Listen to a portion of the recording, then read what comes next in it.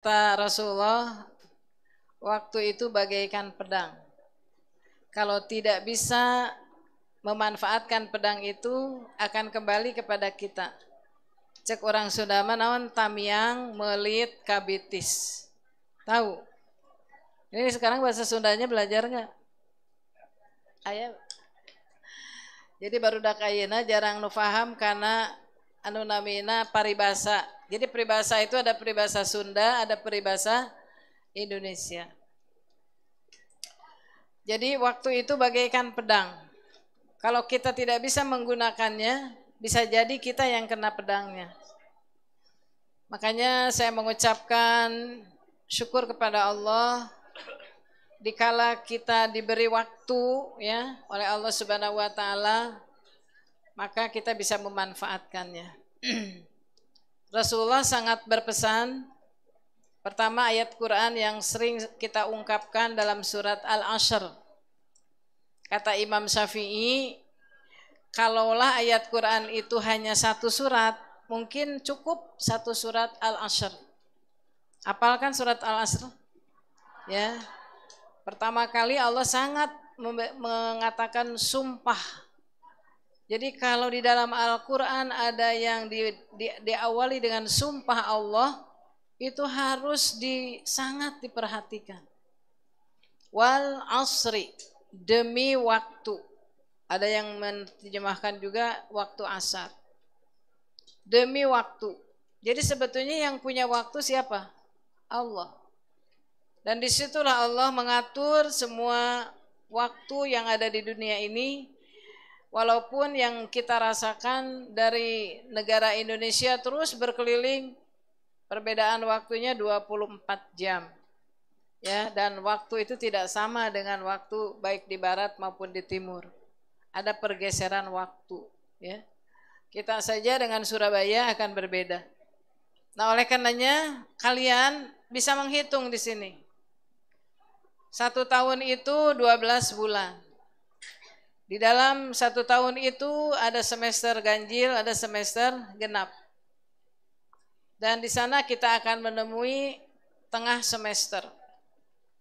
Jadi kita juga meniru manajemen Allah. Nah, ini harus jadi motivasi untuk kita. Ya.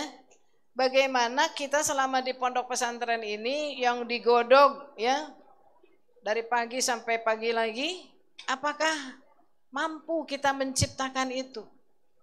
Ini harus dibaca oleh semuanya. Sudahkah demikian dirasakan oleh kita? Karena tugas kita ini adalah daripada Rasulullah Shallallahu Alaihi Wasallam, yaitu rahmatan lil alamin.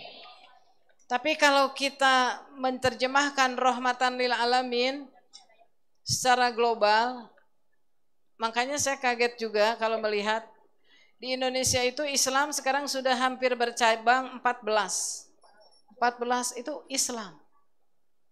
Ada Islam pluralisme, ada eksklusivisme, ada ya macam-macam lah. Nah, jadi kita yang di pesantren ini masih mempertahankan ulama-ulama salaf. Karena pada prinsipnya tanpa ulama salaf kita tidak akan mengikuti Rasulullah. Kita kalau berhadapan dengan Nabi tidak mungkin, sahabat Nabi tidak mungkin, tabi'in sudah tidak ada. Tapi yang ada adalah ulama yang menjadi pewaris Nabi. Jadi saya mengharapkan sebagaimana tema kita di Al-Muhajirin Yayasan itu menciptakan mukmin apa? Solihin. Mudah-mudahan ini semuanya menjadi orang yang solih. Setelah solih, kesananya akan mencetak apa? Imaman atau imamun muttaqin. Menjadi pemimpin yang takwa. Yang ketiganya apa? Ulamaul amilin. Nah, ini harus jadi motivasi untuk kita. Ya. Bagaimana kita selama di pondok pesantren ini yang digodok ya dari pagi sampai pagi lagi, apakah mampu kita menciptakan itu? Ini harus dibaca oleh semuanya. Jadi cita-cita Al-Muhajirin ini ingin mencetak mukmin solihin. yang soleh, pemimpin yang takwa, kesananya menjadi ulamaul amilin. Sebab kalau kita menjauh dari ulama, Allah datangkan balai yang amat berat. Kata Rasulullah, nanti akan datang satu kaum yang menjauh kepada ulama. Tidak mau masuk pesantren, pesantren pinggiran, kelas ortodok. Ya, untuk itu alhamdulillah pesantren kita bisa membangkitkan semangat untuk anak-anak betah di pondok pesantren. Nah, ini harapan kita, mudah-mudahan cita-cita Yayasan Al Muhajirin ini mengakar ke bumi, menjulang ke langit.